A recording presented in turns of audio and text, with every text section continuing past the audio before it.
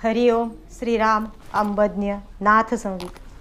मी उमावीरा भरणे, औरंगाबाद सिडको उपासना केंद्र। इसवी सन 2001 साली मी बापूंकडे आले। बांध माझ्या मना घट्ट तुझ्या पदा, ह्या बापूंच्या पदाला म्हणजे बापूंच्या चरणाला त्यांनी कसं घट्ट बांधून ठेवलं, तर तेव्हा मला बापूंची पादुका पूजनाची सेवा मिळाली होती आणि त्या सेवेमध्ये मी सतत पादुका पूजनाची पूजा सांगायला जात असे। तेव्हा नवीन लोकांना अजून तेवढी माहिती नव्हती।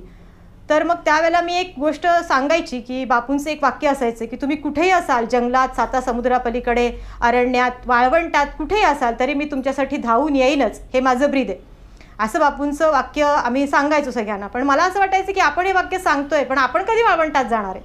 आपल्याला कधी वाळवंटात जायची वेळ येणार आहे? आपण तर औरंगाबाद सोडून कुठेच जात नाही आहे कधी, आणि तशी प्रचिती येत नाही। पण ते वाक्य मी सतत सांगायचे। तेव्हा मला कुठं माहीत होतं की हे 17 वर्षानंतर या वाक्याची प्रचिती मला अनुभवायला येणार आहे म्हणून। माझी मुलगी म्हणजे आम्ही बापूंकडे आल्यानंतर ती 5वीला होती, तेव्हापासून ती बापूंची भक्ती करतच असे। म्हणजे जसं तिला जमेल तसं ती बापू बापू म्हणत असे।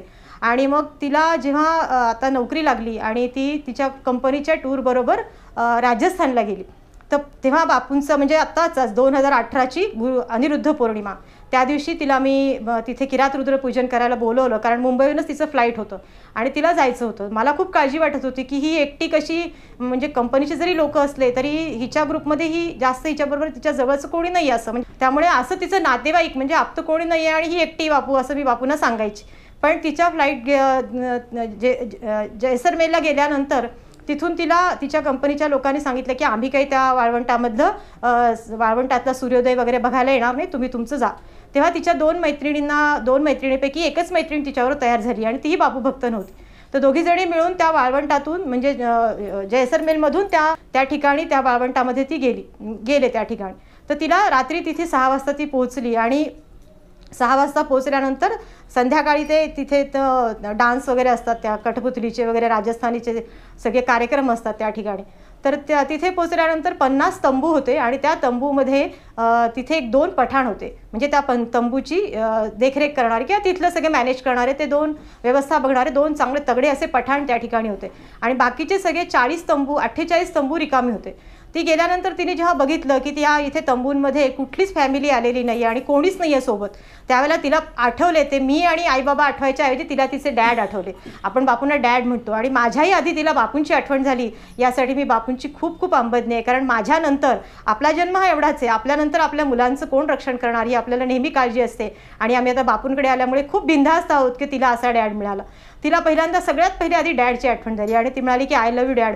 बापू, आता माझ्यासाठी तुम्ही इथे धावून या, मी आईला हे सांगितलं नाही आहे आणि आईला जर हे कळालं तर आई मला खूप रागवेल, त्याच्यामुळे आता तिने बापूंचा धावा करायला सुरुवात केली। आणि त्यांना विचारलं इथे खरंच या तंबूमध्ये कोणी नाही आहे का?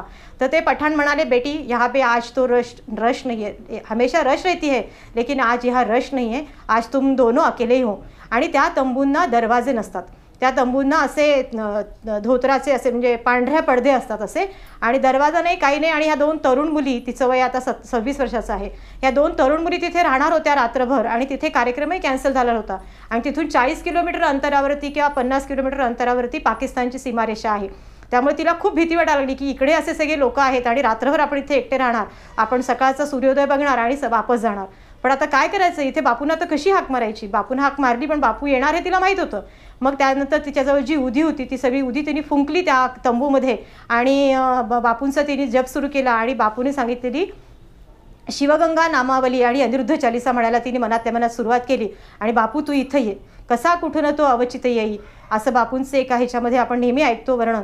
आणि असा तो अवचित तिथे कसा आला माहिती नाही। सकाळी उठून जेव्हा या सूर्योदय बघायला गेल्या घोड्यावरती, सूर्योदय वगैरे सगळा बघून झाला आणि तिच्या मागे एक जोडपं आलं काका काकूंच्या रूपामध्ये, तर तेव्हा तिला त्यांनी हरिओम म्हटलं। ती म्हणाली, तुम्ही इथे कसं काय? म्हणे, बेटा तू आलीस ना त्याच्यानंतर आम्ही इथे आलो आणि बाजूच्याच तंबूमध्ये आम्ही होतो। म्हणजे रात्रभर त्या तंबूमध्ये 48 तंबूमध्ये कोणीही नाही असं तिथल्या मॅनेजमेंटच्या लोकांनी सांगितलं होतं। ते 2 पठाण तगडे तिथे रात्रभर बाहेर उभे होते। हिला भीती वाटत होती, पण बापू मात्र हिच्या नकळतही येऊन तिचं रक्षण करत होते। आणि सकाळी उठून त्या दोघांच्या काका काकूंच्या ती पाय पडली, बापूंना अंबज्ञ डॅड म्हणाली आणि परत तिने शिवगंगा गौरी नामावली सुरू केली आणि ती जैसलमेरला परत आली। तोपर्यंत तिने मला काहीही सांगितलं नाही। जवळपास 1 महिन्यानंतर तिने मला अनुभव तिचा मला सांगितला। त्यावेळेला मी तिला म्हटलं, अगं मला तू का सांगितलं नाहीस? तर नाही म्हणाली, अगं माझे डॅड होते ना माझ्याबरोबर. अशा प्रकारे बापू आमचं क्षणोक्षणी पदोपदी रक्षण करत आहे. हरिओम श्रीराम अंबद.